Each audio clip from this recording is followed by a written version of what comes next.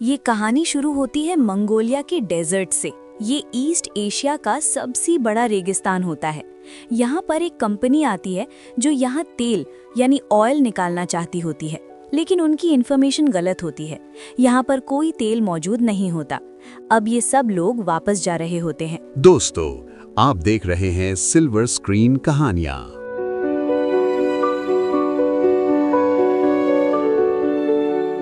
इन सबको वापस ले जाने के लिए यहाँ पर एक प्लेन भेजा जाता है, जिसके पायलट का नाम फ्रैंक होता है। उसके साथ उसका को पायलट भी होता है।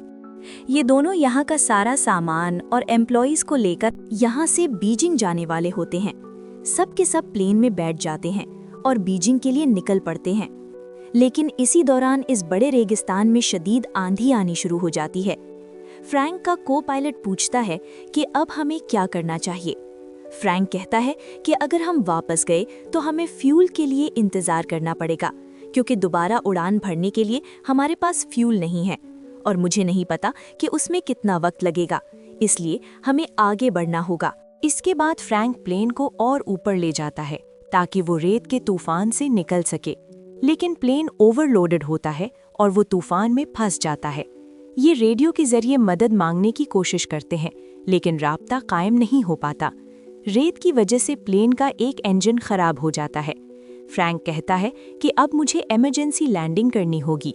वो प्लेन को नीचे उतारना शुरू करता है, लेकिन लैंडिंग बिल्कुल आसान नहीं होती, क्योंकि आगे कुछ भी नजर नहीं आ रहा होता। जैसे ही प्लेन और नीचे आता है, प्लेन का पिछला हिस्सा एक चट्टान से टकराता है, जिसकी वजह से पिछला दरवाजा खुल जाता है और एक पैसेंजर बाहर गिरकर मर जाता है।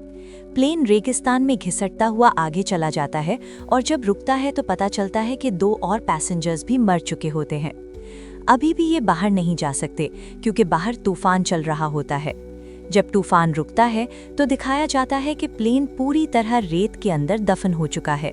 कुछ घंटों के बाद रेत खुद ही उड़ जाती है और प्लेन दोबारा विजिबल हो जाता है। सब लोग बाहर आते हैं और खाने पीने की सप्लाई चेक करते हैं। उन्हें पता चलता है कि उनके पास सिर्फ 1 महीने का खाना और पानी मौजूद है। उनमें से एक आदमी कहता है कि मैं पैदल चलकर यहाँ से निकल जाऊंगा, लेकिन उन्हें बताया जाता है कि यहाँ से निकलने के लिए 200 मील का सफर करना पड़ेगा।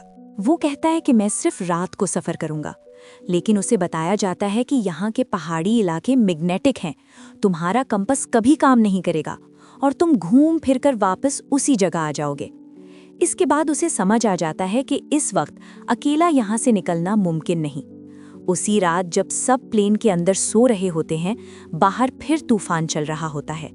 तब एक आदमी जिसका नाम डेविस होता है, बाहर टॉयलेट के लिए जाता है। वापस आते वक्त उसका पांव पत्थर से टकराता है और वो रेत में फिसलता हुआ नीचे गिर जाता है।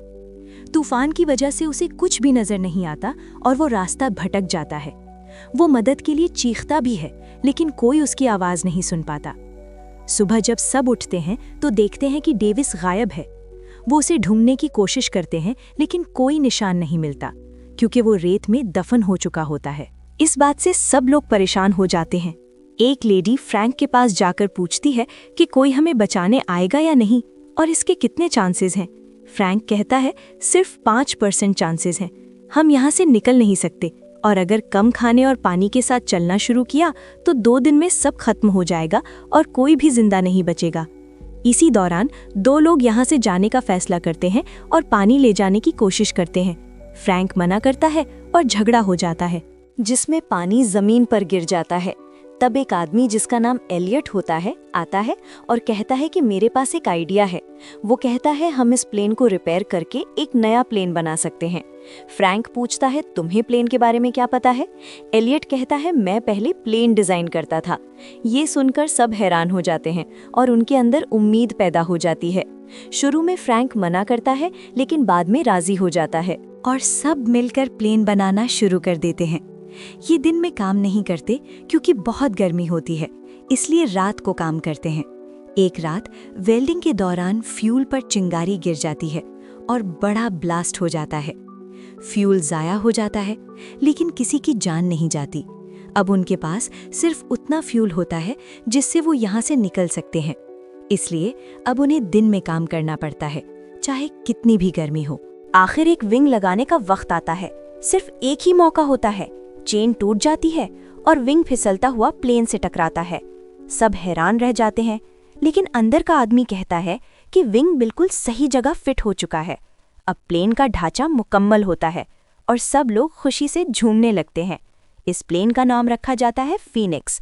बाद में स्मगलर्स, फाइट्स, स्ट्रगल्स के बाद आखिरकार फीनिक्स उड़ान भर लेता है और सब लोग मौत के मुंह से बचकर उस खौफनाक रेगिस्तान से निकल जाते हैं।